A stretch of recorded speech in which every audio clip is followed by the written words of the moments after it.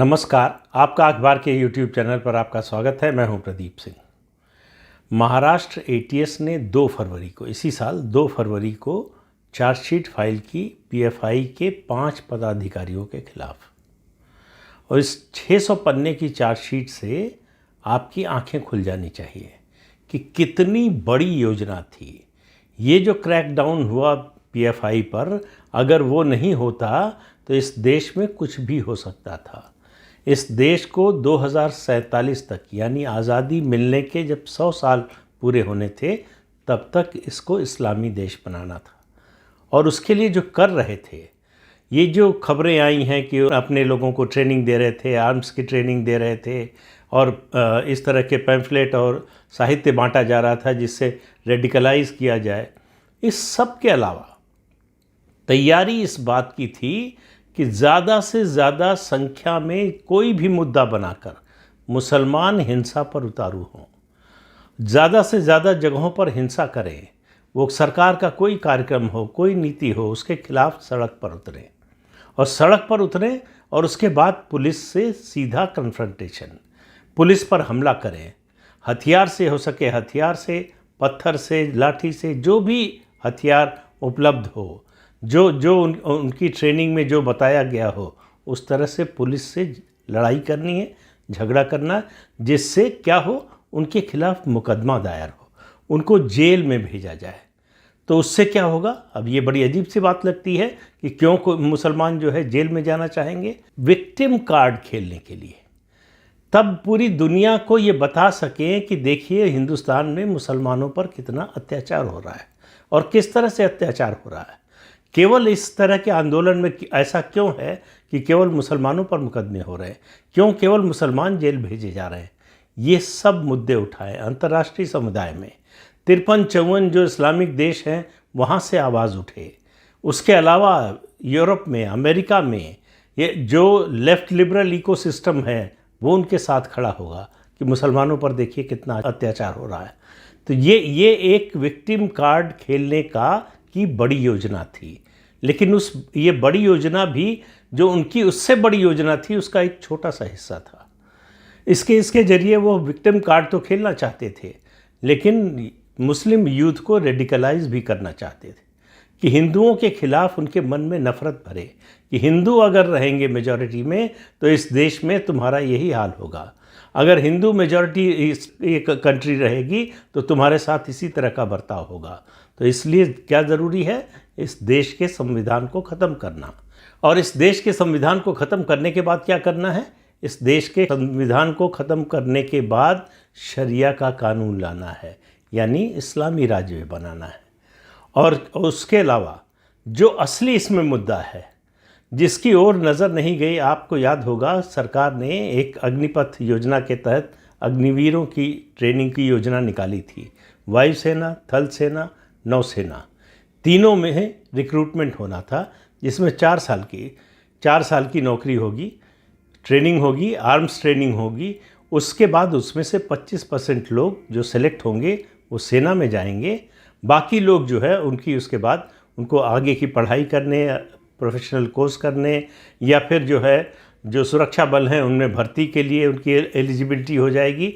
इस तरह की तमाम सुविधाओं का ऐलान किया गया था। हमारे देश में समस्या ये है कि 17 से 21 वर्ष के जिन युवकों को अग्निवीर बनाया जा रहा है वो ऐसे हैं, ऐसी पढ़ाई, ऐसी शिक्षा पद्धति चली कि वो अनएम्प्लॉयबल हैं। वो इंटर कर चुके हैं या बीए कर चुके हैं या एमए कर चुके हैं, लेकिन कहीं किसी नौकरी के योग्य नहीं है, कोई स्किल नहीं है। इस अग्निवीर योजना में उनको स्किल की ट्रेनिंग भी दी जाएगी। उनको 4 साल बाद का उनका जो जीवन होगा उसके लिए तैयार किया जाएगा। इतनी अच्छी स्कीम भारत जैसे देश में, जहां इतनी बड़ी फौज हो अनएम्प्लॉयबल यूथ की, जहां बेरोज़गारी की इतनी बड़ी समस्या हो, उसका जो है स्वागत होना चाहिए था चारों तरफ से। लेकिन सड़क पर उतरकर विरोध हुआ। तो विरोध क्यों हुआ? विरोध इसलिए हुआ कि पीएफआई के साहित्य से पता चलता है कि पीएफआई का मानना था कि ये अग्निवीर की योजना जो है दरअसल ये संघियों की योजना है। ये संघी होंगे अग्निवीर, और उनकी नज़र में संघी का मतलब हिंदू होता है। संघी और हिंदू में उनके लिए कोई अंतर नहीं है। तो उनका मानना है कि ये फ़ौज तैयार की जा रही है भविष्य के लिए कि अगर मुसलमानों से लड़ना पड़े तो हिंदू आर्म ट्रेनिंग लेकर तैयार रहें उसके लिए। तो उन्होंने फिर अपने अपने लोगों को बताने के लिए सवाल किए हैं कि ये काम सेना से क्यों नहीं करवा सकते। तो उन्होंने कहा अगर सेना को लगाएंगे हमारे खिलाफ तो सुरक्षा कमज़ोर होगी देश की। जो सीमा पर तैनात हैं सैनिक उनको अंदर बुलाना पड़ेगा। दूसरी बात उन्होंने अपने लोगों को समझाने के लिए कही कि अगर सेना हमारे ऊपर एक्शन लेगी तो दुनिया भर में सेना की बदनामी होगी। और तुलना कैसे की है, म्यांमार में जैसे रोहिंग्याओं के खिलाफ कार्रवाई करने के बाद म्यांमार की सेना बदनाम हुई, वैसे भारत की सेना बदनाम हो जाएगी। और अगर संगठित हो जाएगी सेना तो हो सकता है तख्ता पलट भी कर दे और नरेंद्र मोदी को प्रधानमंत्री पद से हटा दे। इस डर से सेना को नहीं लगाया जा रहा है हमारे खिलाफ, ये अग्निवीर तैयार किए जा रहे हैं। तो इनका विरोध करना है। अब ये जो योजना पर काम कर रहे थे, ये तो इनकी योजना थी 2047 तक भारत को इस्लामी देश बनाना है। इनकी योजना थी कि भारत में हिंदुओं के खिलाफ नफ़रत फैलाना है। इनकी योजना थी कि युवा मुसलमानों में ये बात भर देना है, उनके मन में ये बिठा देना है कि हिंदुओं के साथ तुम नहीं रह सकते, हिंदू तुम्हारा भला नहीं चाहते। ये तो इनकी योजना थी, इन आतंकवादियों की योजना थी।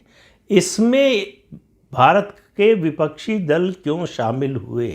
अग्निवीर की योजना सामने खुलकर जितने बड़े पैमाने पर विपक्ष के ज़्यादातर दलों, जिसमें सबसे आगे कांग्रेस रही, उसने विरोध किया। क्यों विरोध किया? उस विरोध से फ़ायदा क्या होने वाला था? अग्निवीर योजना से नुकसान किसका होने वाला था? आखिरकार कांग्रेस क्यों इसमें शामिल हुई? और आगे की योजना सुनिए पीएफआई की, सुनकर आप दंग रह जाएंगे। उन्होंने अपने लोगों से कहा कि ज़्यादा से ज़्यादा संख्या में हमको इसमें शामिल होना है, इसमें भर्ती होना है, हमको आर्म्स ट्रेनिंग मिलेगी और हमारे शेर बाहर निकलेंगे 4 साल बाद। और फिर जो बात कही है, अगर तुम सुन्नी हो तो हम्मास की तरह उठो, अगर तुम वहाबी हो तो जिहाद इस्लामी की तरह उठो, अगर तुम शिया हो तो हिजबुल्लाह की तरह उठो। तो इस तरह से उठो और ये आर्म्स ट्रेनिंग लो, ज़्यादा से ज़्यादा संख्या में अपने शेर तैयार करो।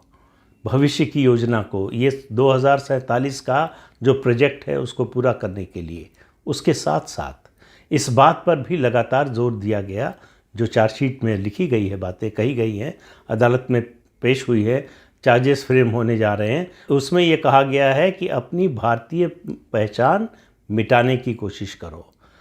किसी चीज़ से ऐसा नहीं लगना चाहिए कि तुम भारतीय हो, अपनी मुस्लिम पहचान को इस्टेब्लिश करो। इतना बड़ा षड्यंत्र देश के खिलाफ चल रहा था, इन आतंकवादी संगठनों द्वारा चलाया जा रहा था। उसमें देश के अगर नेता उनकी योजना में सीधे रहे हों, परोक्ष रूप से रहे हों, उनकी मदद क्यों कर रहे थे या उनके मददगार क्यों बन रहे थे, क्यों उनके मुद्दे को सड़क पर लेकर उतरने को तैयार हुए? ये एक सवाल इस देश के लोग ज़रूर जानना चाहेंगे कि आखिर पीएफआई का जो एजेंडा था वही कई विपक्षी दलों का, बड़े विपक्षी दलों का एजेंडा कैसे हो सकता है? जो देश तोड़ने का एजेंडा है वो डेमोक्रेसी में किसी पॉलिटिकल पार्टी का एजेंडा कैसे हो सकता है? उसके बाद ये आरोप लगाना नरेंद्र मोदी पर कि वो देश को तोड़ रहे हैं, देश में नफ़रत फैला रहे हैं और देश में हिंसा को बढ़ावा दे रहे हैं, जो हिंसा को सचमुच बढ़ावा दे रहे हैं। अदालत में उनके खिलाफ चार्जशीट दाखिल है, उनके संगठन पर प्रतिबंध लग चुका है, उनके तमाम साथी जेल में हैं। इसके बावजूद आप गिनती कर लीजिए, पिछले कुछ महीनों के अखबार निकाल कर देख लीजिए, इंटरनेट पर सर्च करके देख लीजिए, कितने राजनीतिक दलों के कितने नेताओं ने पीएफआई के खिलाफ इस एक्शन का स्वागत किया है, कितने नेताओं ने, कितनी पार्टियों ने पीएफआई पर प्रतिबंध की मांग की थी या प्रतिबंध लगने के बाद कहा कि ये ठीक हुआ है।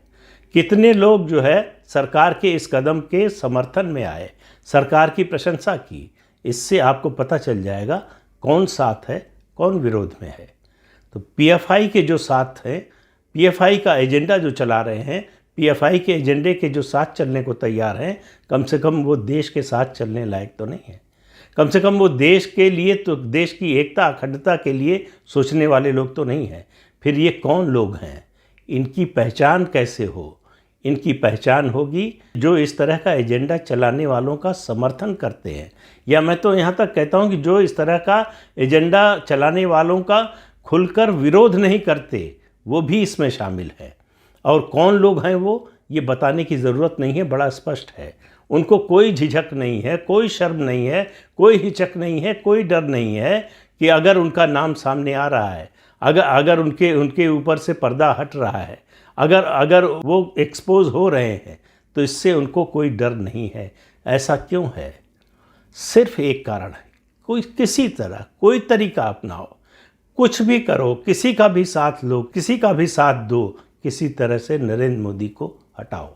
और ये जब तक इस देश की सुरक्षा एजेंसियां चाक चौबंद हैं, जब तक इस देश की इंटेलिजेंस काम कर रही है, जब तक इस देश में ये सरकार चल रही है, तब तक तो मुझे लगता नहीं कि ऐसा कुछ होने वाला है।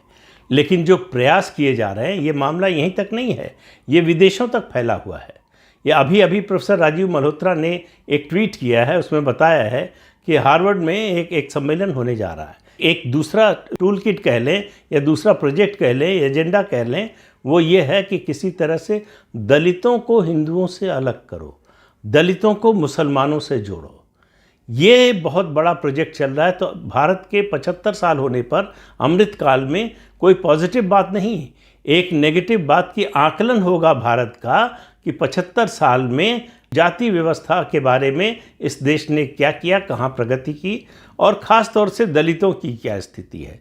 तो दलितों पर ये प्रोजेक्ट पिछले कई दशकों से चल रहा है, किस तरह से उनको अलग किया जाए।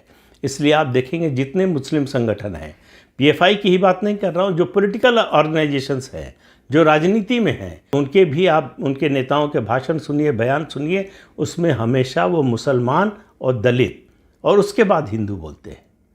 वो कभी हिंदुओं में दलितों को शामिल करके बोलते ही नहीं हैं, दोनों को हमेशा अलग करके बोलने की कोशिश करते हैं। जय मीम जय भीम का नारा देने की कोशिश हुई, नाकाम हुआ। ओवैसी ने भी किया, कांशीराम ने भी एक समय किया था, मायावती ने भी कोशिश की, हर बार नाकाम हुए। लेकिन उनकी कोशिश जारी है और यही खतरे की घंटी है। ये जो कोशिश करने वाले हैं, इनकी हार लगातार होनी चाहिए, इतनी हार होनी चाहिए कि इनमें ये करने का मादा भी न बचे, ये करने की हिम्मत भी न बचे। तब तक इनका विरोध होना चाहिए, तब तक इनके खिलाफ आवाज़ उठनी चाहिए। अगर ऐसा नहीं होगा तो देश को इस्लामी राज्य की ओर ले जाने से रोकना बहुत कठिन हो जाएगा। तो आज के अंक में इतना ही, अगले अंक में फिर मिलेंगे किसी नए मुद्दे के साथ। तब तक के लिए अनुमति दीजिए। आपसे अनुरोध है कि चैनल देखिए, शेयर कीजिए, लाइक कीजिए और सब्सक्राइब ज़रूर कीजिए। नमस्कार।